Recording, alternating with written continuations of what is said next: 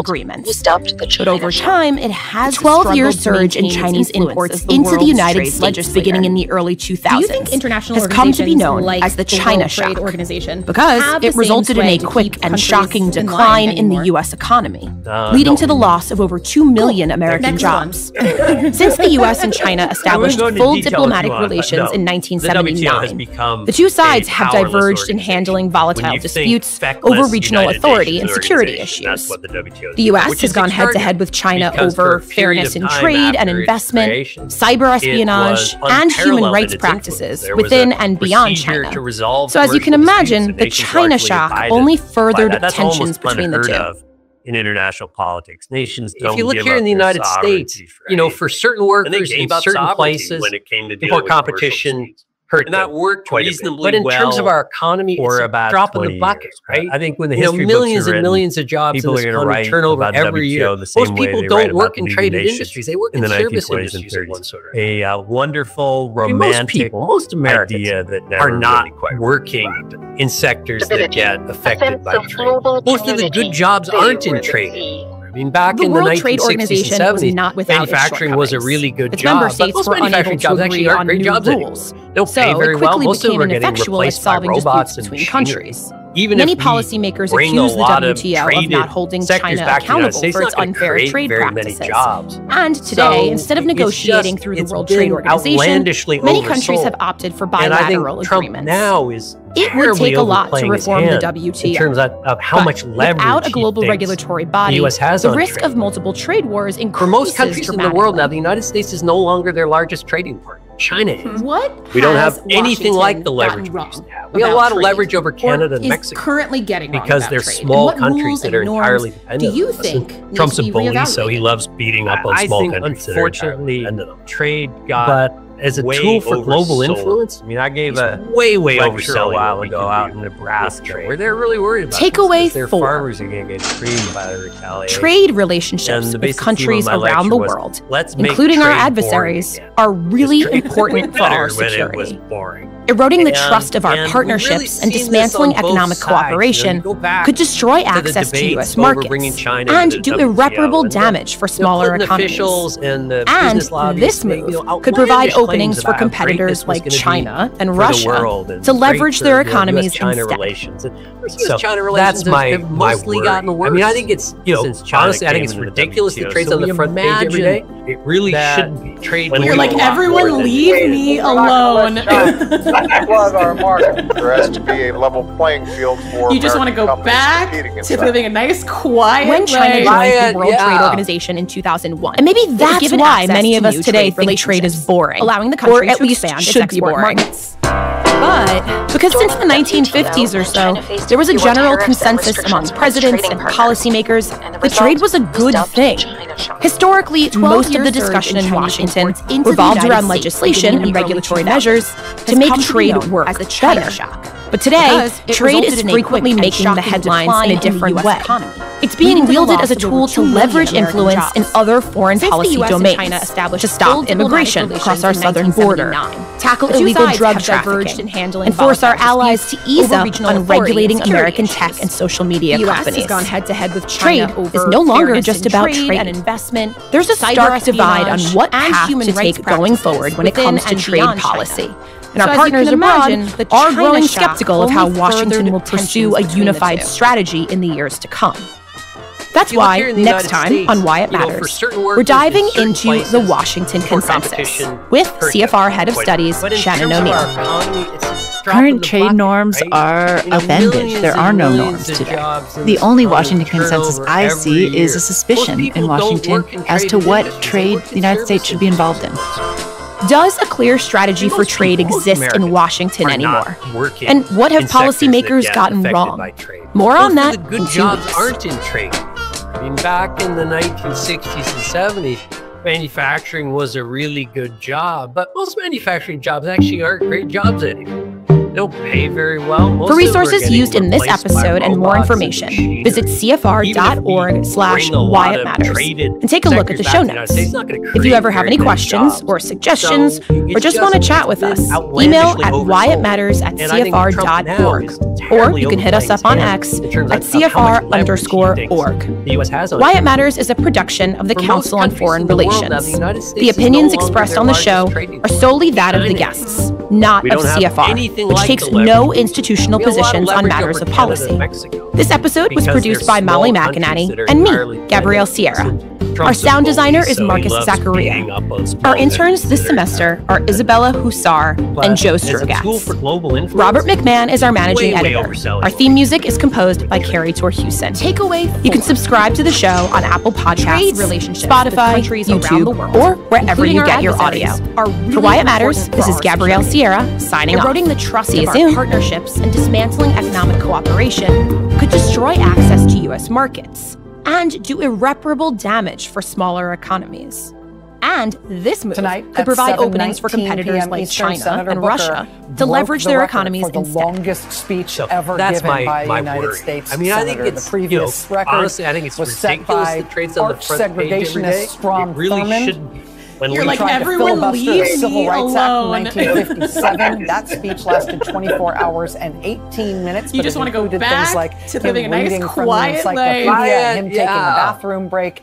And maybe that's why many of us today think trade is boring, or at least should be boring. Senator Booker blew past Thurman's record. Because since the 1950s or so, there was a general consensus among presidents and policymakers that trade was a good thing. Historically, most of the discussion in Washington revolved around legislation and regulatory measures to make trade work better. But today, trade is frequently making the headlines in a different way. It's being wielded as a tool to leverage influence in other foreign policy domains, to stop immigration across our southern border, tackle illegal drug trafficking, and force our allies to ease up on regulating American tech and social media companies. Trade is no longer just about trade. There's a stark divide on what path to take going forward when it comes to trade policy. And our partners abroad are growing skeptical of how Washington will pursue a unified strategy in the years to come. That's why next time on Why It Matters, we're diving into the Washington Consensus with CFR Head of Studies, Shannon O'Neill. Current trade norms are upended. There are no norms today. The only Washington consensus I see is a suspicion in Washington as to what trade the United States should be involved in. Does a clear strategy for trade exist in Washington anymore? And what have policymakers gotten wrong? More on that in 2 weeks. Congressman John Lewis famously advised getting into what he called good trouble. Senator Booker began his stand by saying that's what he intended to do. He began by saying he would disrupt the normal business of the Senate for as long as he was physically able, because he sincerely believed. For resources used in this episode and more information, visit cfr.org/Why It Matters and take a look at the show notes. If you ever have any questions or suggestions, or just want to chat with us, email at whyitmatters@cfr.org. Or you can hit us up on X at CFR_org. Why It Matters is a production of the Council on Foreign Relations. The opinions expressed on the show are solely that of the guests, not of CFR, which takes no institutional positions on matters of policy. This episode was produced by Molly McInerney and me, Gabrielle Sierra. Our sound designer is Marcus Zachariah. Our interns this semester are Isabella Hussar and Joe Sturgatz. Robert McMahon is our managing editor. Our theme music is composed by Carrie Torhuson. You can subscribe to the show on Apple Podcasts, Spotify, YouTube, or wherever you get your audio. For Why It Matters, this is Gabrielle Sierra signing off.